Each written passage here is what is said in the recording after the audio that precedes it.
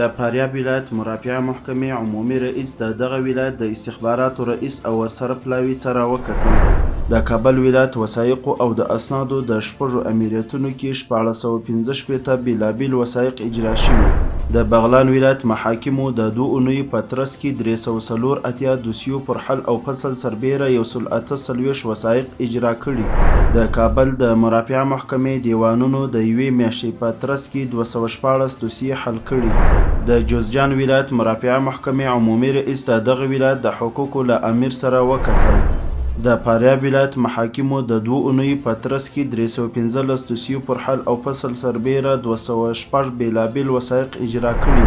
د بغلان ولایت محاکمو د 2 اونیو په ترڅ کې 210 دوسیو پر حل او فصل سربیره 94 بېلابېل وثایق اجرا کړي.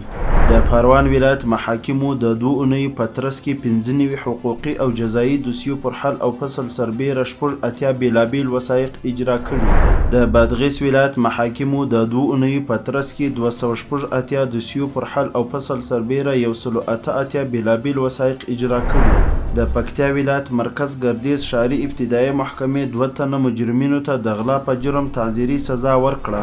د پکتیا ولایت د زرمت ولسوالۍ ابتدایي محکمې له لوري 2 تنه مجرمینو ته تعزیري سزا ورکړل شوه.